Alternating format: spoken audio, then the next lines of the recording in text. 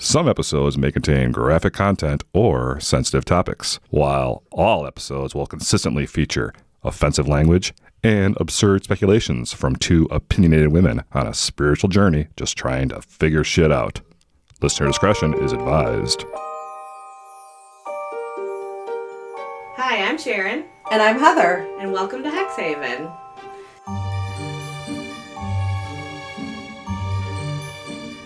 So, how was your Halloween? It was good. I don't know that I did much. No? Well, I did trunk or treat at my grandson's school. I didn't do any fun parties. How about you? Well, we had less people, surprisingly. Because, this is, less trick-or-treaters. Because this is, the warmest Halloween that we've had probably in, 5 years. Okay. So I was totally expecting it to be, jam-packed, but there was less people than we had even last year. So, I've seen a lot of people saying that, and I think it's because so many schools do trunk or treat. Yeah. A lot of parents probably are like, no, we're not going to do actual trick-or-treating. You went to trunk or treat at school, Yeah. And trunk or treat might be a safer environment. Yeah, I do see that. The other thing that sucks is they have it set, so it's pretty much right after parents are getting off work. We're like, nope, you did trunk or treat at school. We're good. Right. Well, I've been dying to know how many potatoes you got rid of. We got rid of almost all of them still. An entire bag again? We had, I think, 4 left at the end of the day. But yeah, they still love the potatoes. Oh my gosh. And then we gave out shots to the grown-ups. Nice. Nice. This one guy's he's like, yeah, we make sure we stop here every year because Papa needs a treat, too. Oh, that's fantastic. Yeah. I love it. Yeah. Did you do the thing that you wanted to do with your mom? Oh, yeah. So we didn't, do anything together necessarily besides, talk about what we wanted to do. Mm-hmm. And then I waited until everybody left. Okay. And I, set up an altar. I have some pictures. Maybe I'll put them in the show notes or something. Okay. I set up an altar and with some pictures for my grandma and burned sage and incense and meditated and actually just kind of talked to her. And then I use red wine for one of my staples in the altar. So then I poured myself some too. I was like, I did hear you like to drink, so But I just get this sense of apprehension. Really? Yeah, and I was kind of talking to my mom about if I could ever find a medium that was I knew for sure was legit, I would be interested in talking to a medium about some of the experiences that we've had when it comes to my grandma. Yeah, absolutely. But that's the biggest problem, finding someone that's legit. Yeah. Mm-hmm. But I would do it. I just listened to the Ghost Bunny podcast, and she was talking to a medium, and the big question that came up was, how soon do you wait to contact? Yeah. Oh, yeah. Do you, they passed away yesterday? Do you go to the medium right away? Do you wait 6 months? And he was like, give them time. Yeah. Well, and then I was thinking, too, about, when it comes to, what we've learned from the Many Lives, Many Masters book, what if she's already moved on to the next life? Right. And what if that is why I can't, make contact like I did with my other ancestor? Right. And, we don't know what it's like where they go. Is it like Beetlejuice where they're all sitting around waiting for their next assignment? Right. You know what I'm saying? I don't know what that process is like. Yeah, is it between time? You pass away and your soul instantly leaps into someone else minute for minute? Or is it... I feel like it wouldn't because, in the book they were talking about, the in-between time where you need to rest and, learn the lessons from your last life and stuff. So what if you were trying to communicate with someone that's in their resting time? Right. Now you're just being rude. Right? Disturbing my grandmother's soul. Your grandma's been passed on for a long time, yeah. Right? Okay. I think my mom's at 77. She passed away in 77? Yeah. Wow. She maybe moved on to her next body. Right. Yeah. I don't know. Wow. But it definitely, I got that thought, afterwards, because we read the book. What if that's why? Because I can't make contact.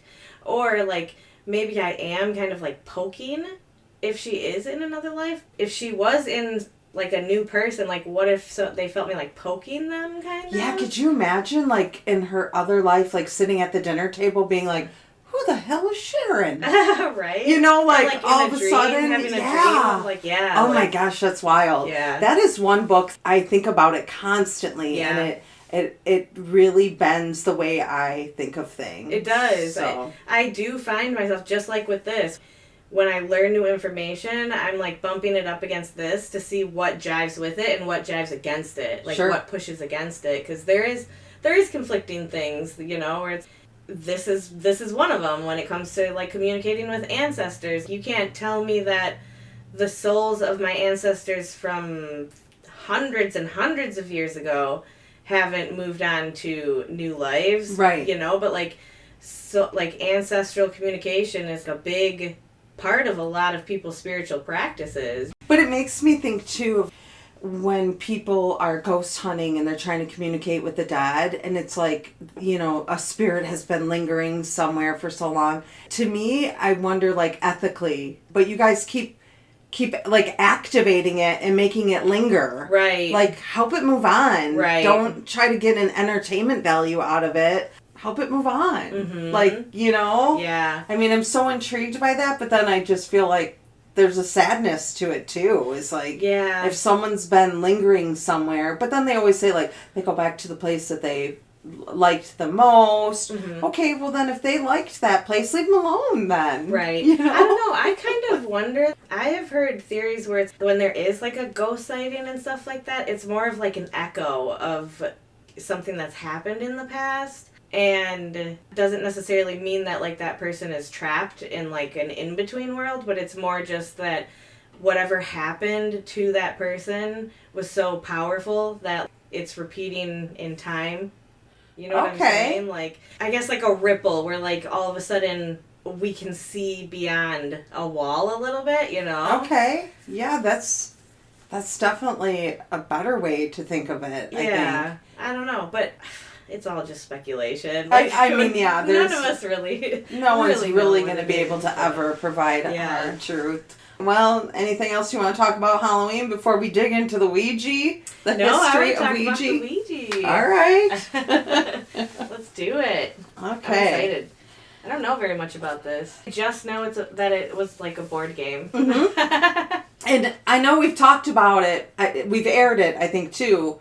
Like, you had a situation with the Ouija board when you were a young girl, like a teenager, where you ran out of the house and you were smart enough to go back. Yes. You know, to, like, close it out. Yeah. Even though we were all shitting our pants. Yeah. So, all right, the Ouija board. Well, it really starts out with the Spiritualist movement. Okay. And this began in the U.S. around the 1840s and 1850s. People believed they could communicate with the dead through séances, table turning, and mediums. Mm-hmm. Do you know what table turning is? Because I had to look it up. Okay. It makes me think of a DJ. Yo. Yeah. Yeah. I mean, not the same, but that's so funny. Okay. But I did look it up because I was like, what is this? And I saw it quite a bit when I was reading about this. So it's really like a group of people, like say it's 6 people. Mm-hmm. They're sitting around a table and they are just going in a row. They ask a question. What is your name? And then the first person says the letter A. The next person says the letter B. So they just keep repeating the alphabet until the whole table turns to that person and they know that's the letter that it stops on. That's what table turning is. What? Yeah. What do you mean the table turns? Like it tips, like the actual table tips in the direction. So if I said the letter D and their name was David, the table would tip towards me. Oh. And then you would start over again to get the next letter. To the next letter, and you just keep going around until you got the information that you wanted. That must have took hours. Yeah. I don't know. Like anyone could kind of tip a table. Yeah. You know, the skeptic in me. But yeah, that's what table turning is. People sat around a table, they asked a question, and then they just all went around and just said the alphabet. Wow. Until the table tipped to them, and then they started over again until they got their answer. So they were like the human Ouija board. Yeah. Mm-hmm. Interesting. Yeah. Table turning. Yep. And so devices to speak with spirits were popular, including alphabet boards, where participants pointed to letters to spell messages. Okay. And the movement began in upstate New York, a region sometimes called the Burned Over District because of its many religious revivals and reform movements. It was sparked by the Fox sisters, Margaret and Kate, who in 1848 claimed to communicate with a spirit in their home through mysterious rapping sounds that answered questions.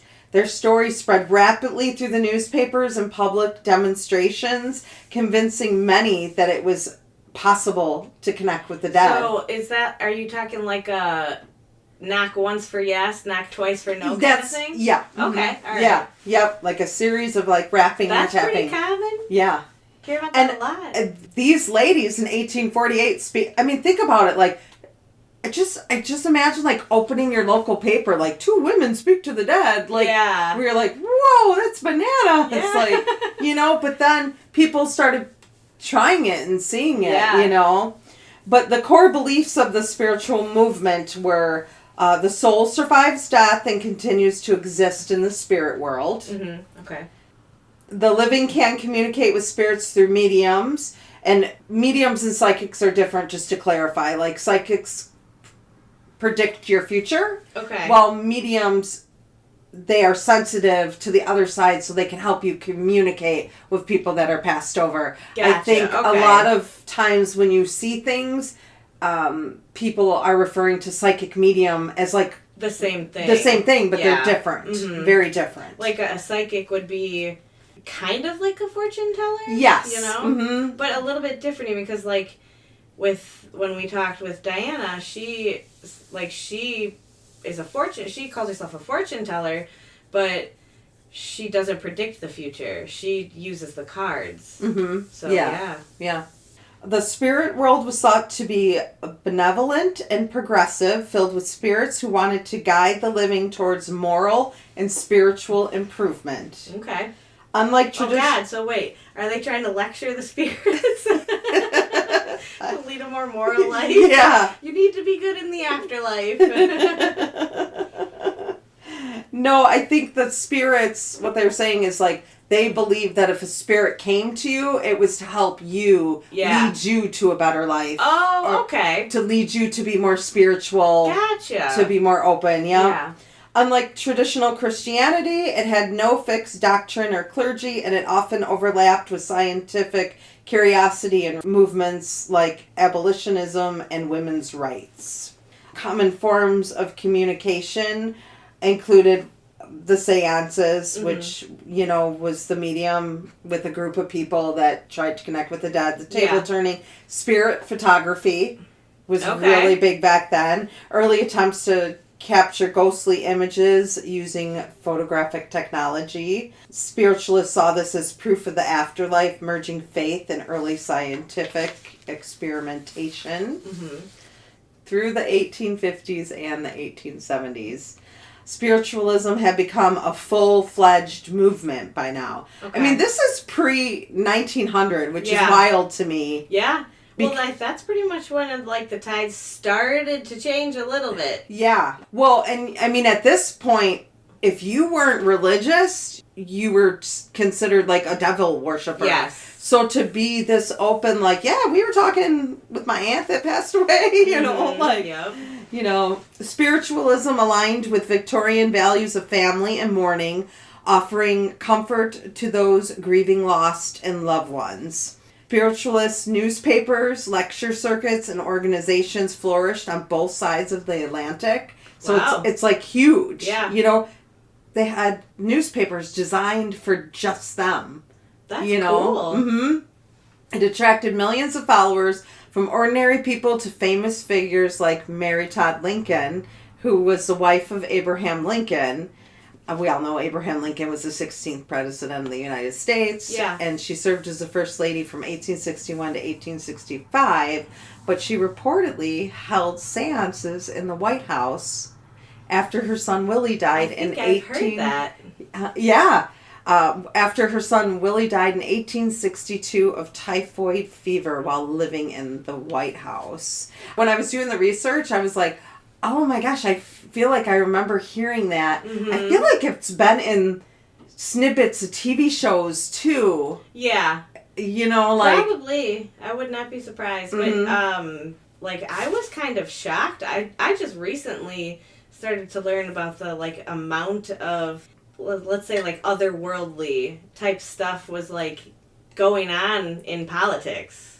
Oh, yes. There's a bunch of shit. Oh, yes. I mean, you can even think back to Aleister Crowley. Yeah. How many people within his inner circle were politicians? Yeah. Were legal advisors? Mm-hmm. Were men of power that were a part of his occult, his cult, you know? Yeah.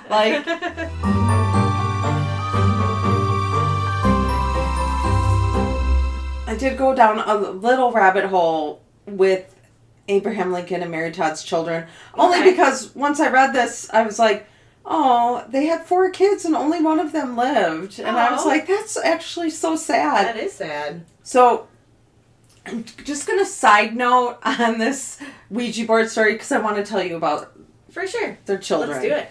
Robert Todd Lincoln, he was born in 1843, and he was the only child that survived into adulthood. Wow. He became a successful lawyer, businessman, and the U.S. Secretary of War under President Garfield and Arthur. Okay.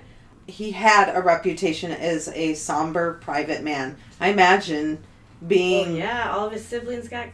His dad got murdered. Assassinated. Mm-hmm. I'm sure you probably wouldn't want that to be the topic of every fucking conversation you have for the rest of your life, right? But then he died at age 82 in 1926. So that was their firstborn. Okay. He lived to the age of 82. Their second-born, Eddie Baker Lincoln, he was born in 1846, and he died in Springfield, Illinois, just shy of his 4th birthday. I know. I'm so sorry, everybody listening, that I'm including this sad thing, but I just felt like they deserved to be talked about. His death deeply grieved both of his parents. Mary never fully recovered from losing a child. That's my biggest fear. I don't know how I would move on. Dude, my daughter's going to be 30 in a matter of days. Mm-hmm. And I mean, that's my baby. Yeah. You know, she's going to be an 80-year-old woman. Well, I hope I'm still alive to see when she's an 80-year-old woman. But I still will see her as that... little baby. That kid that cuddled with me and, mm-hmm. And I can't imagine... our world is so scary. And sometimes I think about, if someone ever hurt my grandkids or if I ever lost them, how devastating. I don't think I could recover from that. Right. I just don't think that my heart could take that heartache. I don't think I could handle it. But the likely cause of his death was tuberculosis, and at that time it was called consumption. Yeah. And if you don't know, anyone listening, it is an infectious disease caused by a bacteria. It most often affects your lungs, but can also spread to other parts of your body, such as your brain, kidneys, spine, and lymph nodes. In the 1800s and early 1900s, tuberculosis was called consumption because it seemed to slowly consume its victims' bodies. Yeah. How awful is that? I can't even imagine. And then watching your kid die of something like that? Oh my God. This is one of the leading causes of deaths worldwide before antibiotics. Yeah. There was no effective treatment. Doctors would prescribe rest, fresh air, and good nutrition. I mean, that's how little they knew about it. I mean, get yourself some fresh air. And if you get TB today, it's not a death sentence, right? I don't... Isn't there treatment? Let's Google it. I don't know if that's something that has been eradicated, hasn't it? It hasn't. You still have to get tuberculosis tests. I had applied for a job and I had to get a physical. And, like, I had gone to Mexico, and because I had gone out of the country, I had to get a TB test. Really? Huh. Okay, so it says, yes, tuberculosis is treatable today. Proper treatment. Most people who have TB can be cured and prevent further spread of the disease. Probably with the simple antibiotic. Yeah, it says a combination of antibiotics taken for several months. The specific drugs and duration of treatment vary depending on the type of tuberculosis. I guess there's active and latent. Holy cow.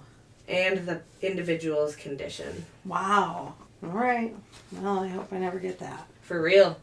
So the third child then was born in 1850, the same year that Eddie died. His name, William Wallace, and they called him Willie. People often described him as Lincoln's favorite son, bright, affectionate, and intelligent. You're not supposed to have favorites, Lincoln. I know. Yeah, you're not. You're not. Trying to think like with one. I'm assuming maybe this one may have become his favorite because he had just lost his 4-year-old. Yeah. So maybe he tended to have him around a little more and interacted with him. Yes. Yeah. And that's why I'm thinking the dynamic for him probably changed because by now the oldest boy is 7, so maybe something has changed. Yeah. You know, losing a child can change how you do things. But unfortunately, Willie died at the age of 11 in the White House during Abraham's presidency. That's awful. His cause of death was a typhoid fever that was likely contracted from contaminated water in Washington, D.C. Wow. Both his parents were devastated. Mary was bedridden with grief for weeks, and Abraham was seen weeping openly, one of the few times he showed emotion publicly. Willie's death led Mary to attend spiritual séances, hoping to contact him. Wow. And the typhoid fever, which I've heard of it, but I don't know. I didn't keep it in my pearls of wisdom here. We heard about lots of typhoid fever with Marie Laveau's children. Right, you're right. And that is, just to recap, that is an infectious disease caused by Salmonella typhi, which mainly affects the intestines, the bloodstream, and spreads through contaminated food or water, especially in places of poor sanitation. So you would think that the White House, of all places, even in 1862, had better sanitation than anywhere. But yet, no. I just recently found out that, so like Area 51, there's Plum Island, which is where they study diseases. A bunch of different military sites. I can't remember how many that there are in America, but somewhere along the lines, legislation was set so that they do not have to legally comply with inspections. So most of those facilities are not up to code. Really? And those facilities are government. Yes. The NSA, the CIA. Wow. Yeah. That's crazy to me. Yeah. It's terrifying, especially Plum Island. I don't know anything about Plum Islands. Do you want to go down that rabbit hole right now? I mean, I don't know anything about... They do a lot of testing on animals. It's where the Lyme disease in ticks came from. They had, I think it was like 40,000 ticks broke free from the island and got onto the mainland. It's why we have so many tick-borne diseases today. So they fucking created it? They didn't create it, but they were keeping it and testing it on insects to use for warfare. Yeah. Huh. Yeah. That's fucked up. Yeah. But no, I just found out, they're not, a lot of them have not been inspected in a long time, and they don't have to.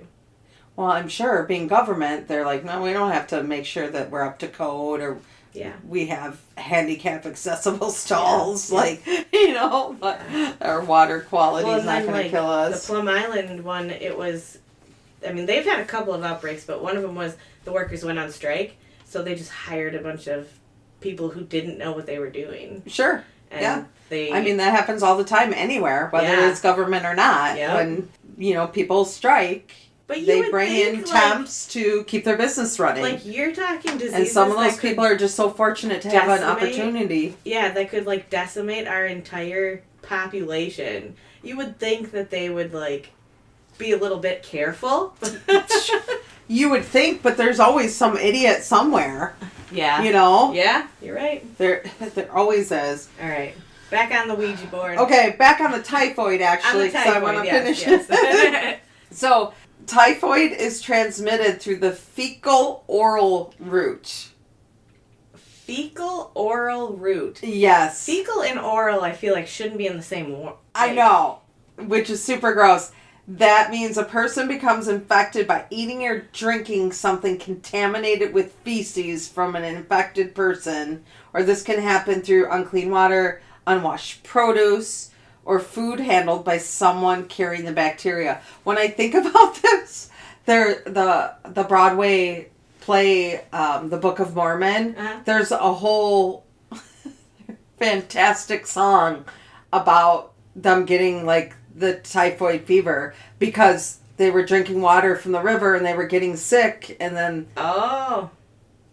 they were pooping it out, and then it was going into the river, and then someone else is getting the cup to drink, and then they're getting sick, and it was this vicious cycle.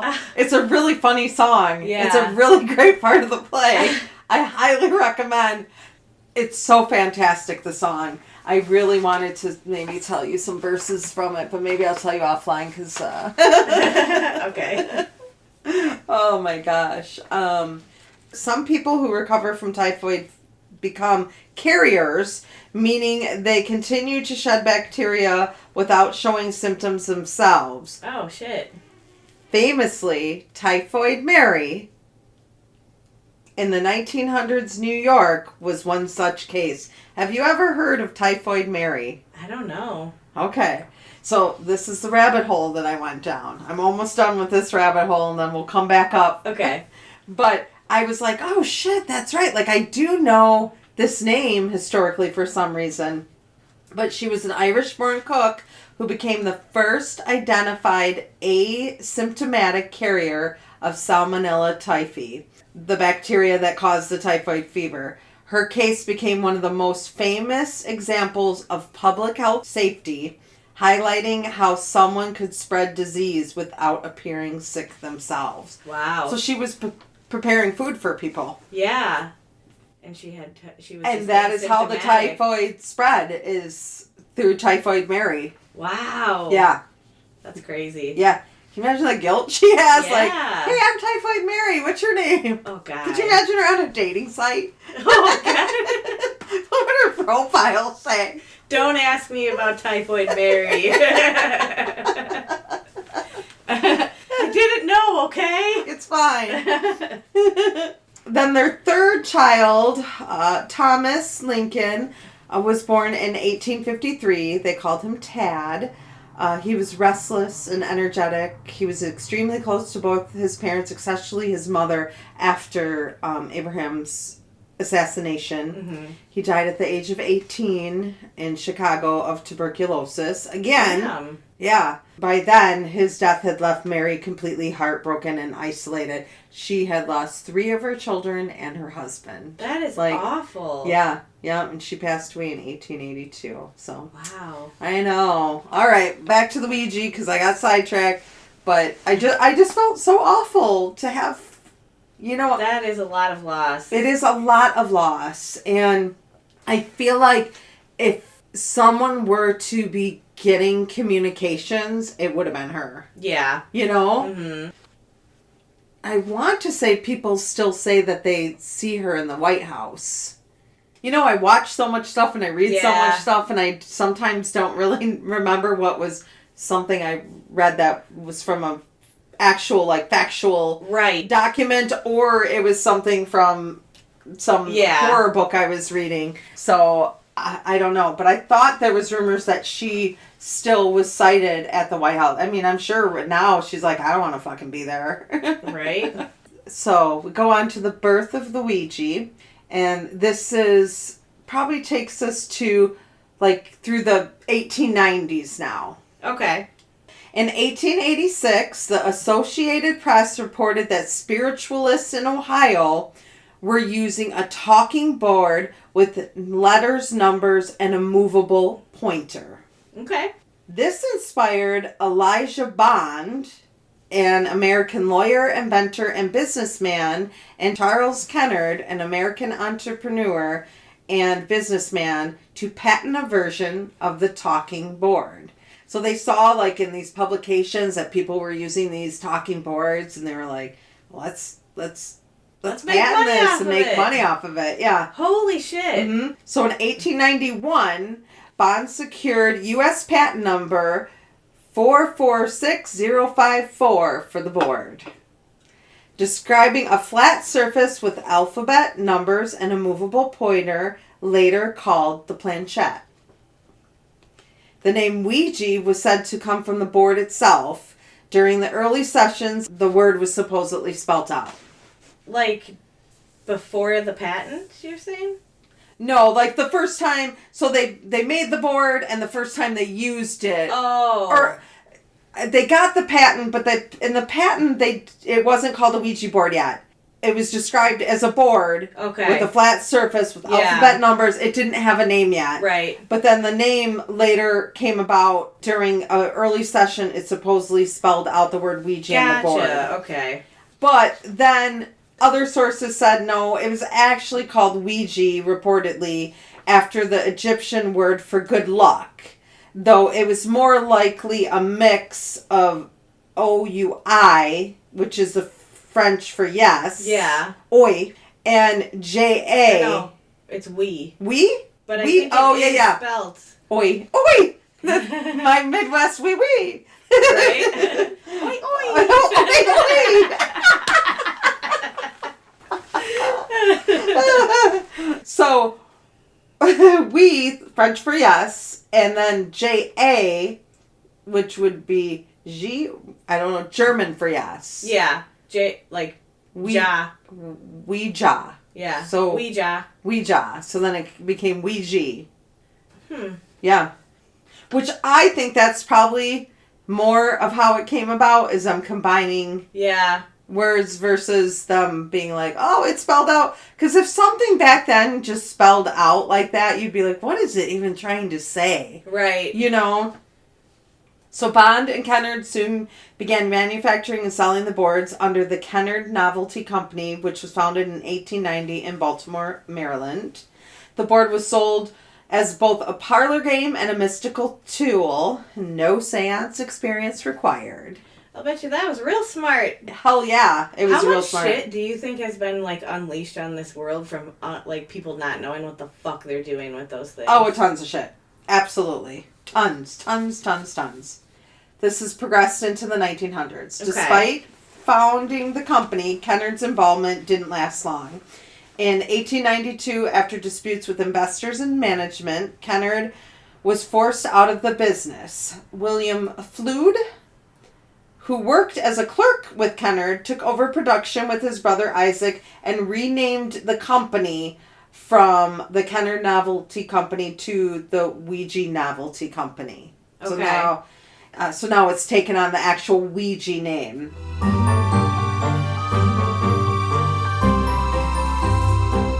Eventually, the brothers split, and William ran this company and turned the Ouija board into a national sensation. I wonder why they split. I don't know. I didn't investigate that. Dang it.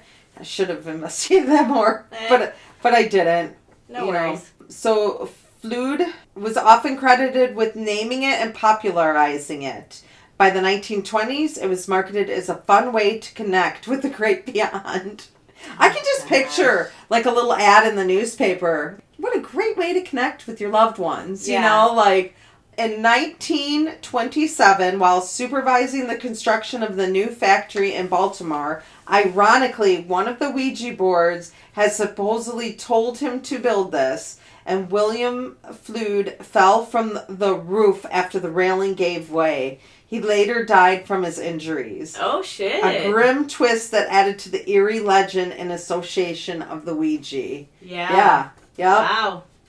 Yeah, and I wonder if someone just threw that in there.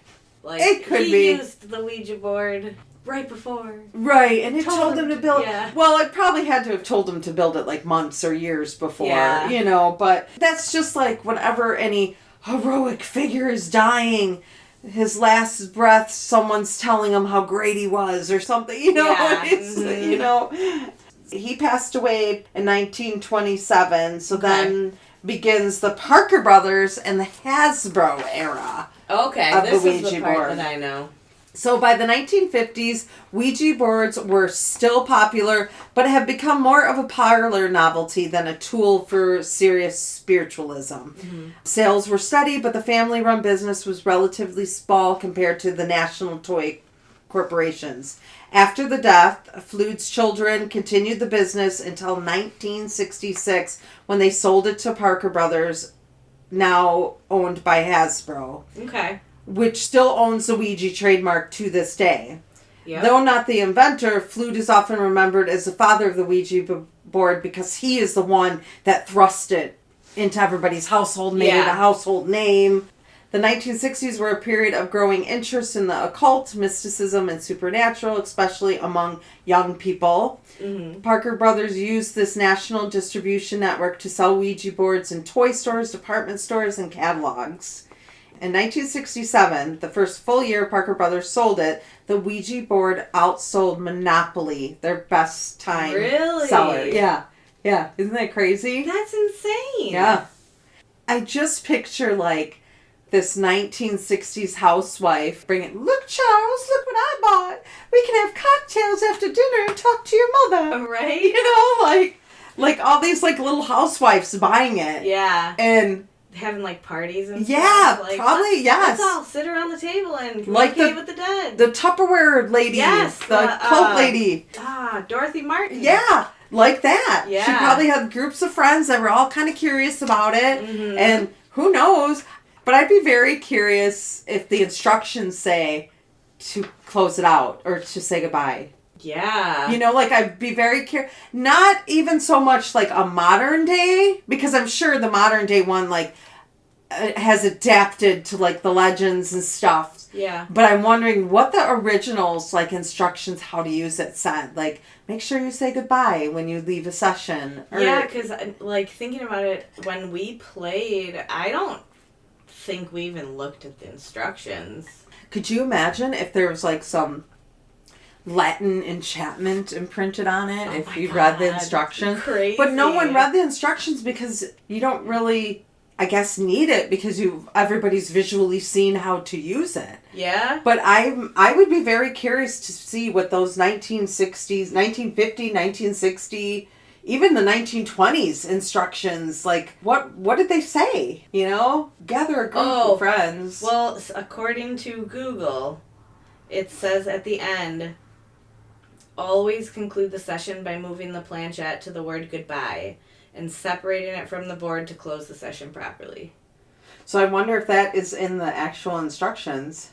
Next time I see a Ouija board while I'm thrifting, I'm going to open it up and just look at the instructions. Yeah, and just see what it says. I seen a Ouija board there a few weeks ago and I was tempted, but I'm like, I ain't bringing home someone else's Ouija board. Nah. Like, that's just... I don't even, like, want a Ouija board decoration. Like, I decorate, like, for Halloween, and I wouldn't even put up, like, a Ouija board decoration. See, I would I've do never that. even... Like, I'm not as afraid of it, but I think it's just because, like, I know now that it can't just bring something in by just sitting in your room. Like, you have to put the intention and energy into it. Yeah. To be able to make it work properly, but... That's true. It just creeps me out. That's why I was like, no. Yeah, I know. Okay. I have a friend who didn't come to...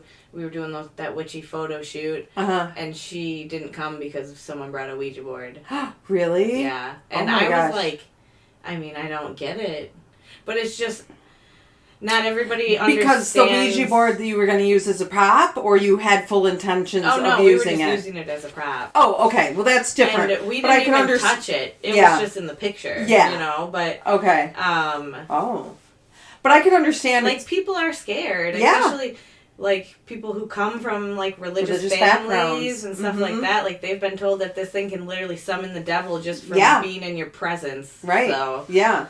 I mean, to us, yes, it seems so silly, but you can't really blame someone that's been conditioned that way to think. No, absolutely not. And, like, the thing is, too, with things like that, if you have a negative attitude about it, it's going to react negatively. So, if that's life. Yeah. So, like, belief is fucking powerful. So, if you believe strongly enough that that thing is going to do you harm... Right. Then there's a good chance that it might. Absolutely. You know? I've said this 100 times to you, but what you put out in the universe is what you're going to get back. And I am such a firm believer in that. Yeah. You know, like, you can't go around having a bad attitude about everything or towards everyone. Yeah. Because that's all the energy that's going to surround you is bad energy. And if you go into a situation thinking it's going to be bad, it's going to be bad. Yeah. Because you've walked into that situation with that energy and that mindset. Yeah. So you have to change your mind. That's why I try really hard, especially at work, to, like, not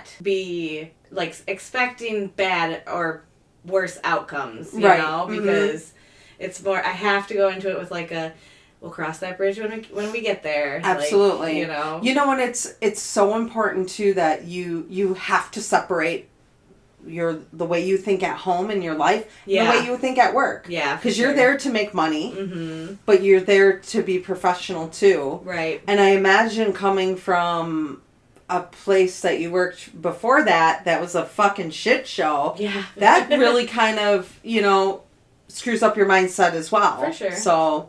All right. I guess it does tell you to close it out, but I wonder if that's more of a 2000 or an up discretion that they added after they were unleashing hell for decades. It could be like after some bad shit actually started to happen, because there has been a lot of documented bad shit happen to people while using Ouija boards.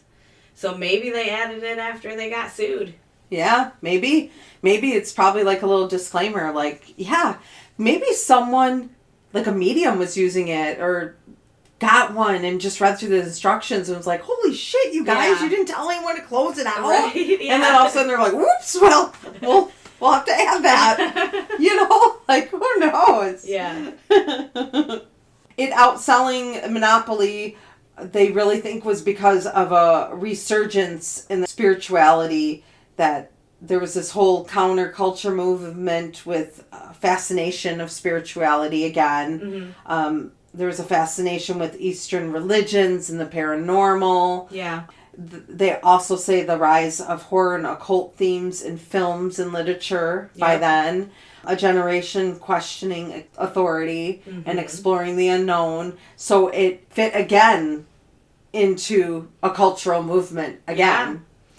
So then the cultural shift from where it went from fun to fright, maybe, was the 70s to present. And the Ouija's reputation changed dramatically from 1973's The Exorcist. Wow, okay. This movie portrayed it as a gateway for demonic possession. And I'm sure anybody raised with religion was like, oh no. Yeah. Early in the film, it revealed that Regan first uses the Ouija board to contact a supposed friendly spirit named Captain Howdy. Soon after, strange and terrifying events begin. So then that leads up to the violent possession scenes that shocked the audience. And if you remember back to your trivia question, remember when it premiered, they had to hand out puke. Oh yeah, puke bags. Puke bags, yeah. But although this movie doesn't dwell on the Ouija, it implies that Regan's use of it opened a doorway to demonic forces. After 1973, churches, especially Christian fundamentalist groups, warned against Ouija boards, calling them gateways to Satan. Parents began banning them from homes. Media coverage and pop culture began portraying them as tools for black magic or paranormal danger. Yep. Since then, the Ouija board became a Halloween movie staple. It's featured in so many countless books, movies, TV shows, and it's as a way for conjuring or contacting the dead. Today, the Ouija board remains a pop culture icon, straddling the line between toy and occult tool, while scientists attribute its movement to the ideomotor effect. What's the ideomotor effect? Well, it's funny you should ask because I looked it up. So the word ideomotor, ideo refers to idea, and motor, movement. It describes automatic muscle movements that happen when a person expects or imagines emotion, but isn't concisely aware they're making it. So they're saying People that are moving it without realizing it. They're saying there was a group of us and we asked a question and we all desperately wanted it to be yes. We're all going to move it to yes whether we want to or not because we're subconsciously doing that. Okay. So in other words, when your mind thinks something might happen, your body can subtly make it happen without you realizing it. So it's not out of the realm of possibilities. The subconscious is fucking crazy. So this is how to explain the Ouija board according to the scientists. Here's what happens during a typical Ouija session. Several people lightly rest their fingers on the planchette. Everyone focuses on a question and anticipates the answer. The group unconsciously makes tiny coordinated muscle movements that gently push the planchette across the board. Because everyone feels they aren't intentionally moving it, it seems like the movement must be coming from an outside force, like a spirit. And these subtle movements are too small to notice individually, but combined throughout several people, they produce a smooth, directed movement. Which makes fucking sense. It does. The scientific evidence in it is the ideomotor effect has been known since at least the mid-19th century. In 1852, English physician William Benjamin Carpenter first described it scientifically. Later experiments, including those with dowsing rods, pendulums, and automatic writing, confirmed that the same unconscious movements occur across many mystical practices. Modern studies using motion sensors and blindfolded participants show that when people can't see the board, the planchette's movement becomes random, proving it's guided by human expectation, not external forces. Wow. Think about that. Doing it blindfolded. Yeah. No one would be able to push it. No one would know. But when would you know to stop? Or when would you know... You know what I'm saying? Maybe we should try it blindfolded and record it and see what happens. Maybe. But I think it also is something you have to do. How many players does it say? 4 to 6? I don't know. I think you can do it with 2. I know you can do it with 2, but if you're trying to test the theory you would need more people. You would need more people. Yeah. It couldn't be just me and you playing it because I constantly be like, Sharon, stop pushing it. You'd be like, I'm not, you're pushing it. Yeah. So, it would have to be more people so you couldn't really pinpoint who may be pushing it or not. So, yeah. Yeah, that's crazy. It raises a lot of questions. But ultimately, it's a game. Yeah. It's a game that got this reputation because of movies and scared fucking religious people that want you to follow them and don't want you to have a free will and think on your own. Yeah. So they use their typical scare tactics, you know. Well, and it worked because, it really is one of those things that is, largely disliked. Yeah. You know? Yeah. Well, even me, a skeptic, I have a great deal of reasoning. I'm intrigued by occult, but I don't even want one in my house. Right. And I know that we talked about, my daughter wanted one as a teenager, and I was like, you're not bringing that in my house. Mm-hmm. Because, too, I didn't know how her and her friends were going to, use it? Use it. Yeah. And are they going to be mature enough to close it? Right. She could have left that thing open and been like, oh, no, I closed it, Mom. And then, Turned into an Next old thing you hag know, when you I'm got a 30. demon in here. Yeah. Like, but yeah, so that's the Ouija board. So awesome. Yeah, I didn't realize it was so old. Yeah, I didn't really either. That's interesting. I mean, you think about like how old playing cards are too, though, and tarot cards. Mm-hmm. Like the spiritual movement has been around for a long time. It's really just anybody that was kind of involved in it was always looked at as maybe being peculiar or weird. Right. Because it took a lot of bravery to be one of the people that spoke up about that. For sure. Because you didn't want to stick out. Right. So not very many people spoke about their experiences because they don't want to be seen as, demonic and not only that, but like for a long time they were just like throwing people into mental hospitals for any old thing. So you say the wrong thing to the wrong person, the next thing you know, you don't even have free will anymore. Well, imagine those two sisters. If there was some awful family dynamic, like them coming out, their parents could have had them committed back then. Right. There was probably no laws about committing a woman. No, there wasn't. Especially about committing women that are your own family. Yeah, because your women, the women in your family were your property. Mm-hmm. So think of like if their parents were still alive, like what in the hell is happening here? You two are getting locked away. Right. That would have been the end of it. There would have been no newspaper articles, nothing. Yeah. So crazy. I'm glad that they spoke up. Yeah. And it led to... maybe that might involve a little bit more research on them. Yeah, that'd be cool. Yeah, maybe we can do like a little like Ladies at Rock segment. Yeah. Okay. But awesome. Well, I'm so happy everybody listened. Thank you so much. We appreciate you so much. Yes, and if you guys have any crazy Ouija board experiences, oh my God, put them in the comments. Yes, put them in the comments. Or send us an email. hexhavenpodcast@gmail.com. Facebook. Anywhere. Yeah, we'd love to hear them. Because I'm kind of a scaredy cat. So yeah. All right. Well, thanks for listening. We appreciate you. Bye. Bye.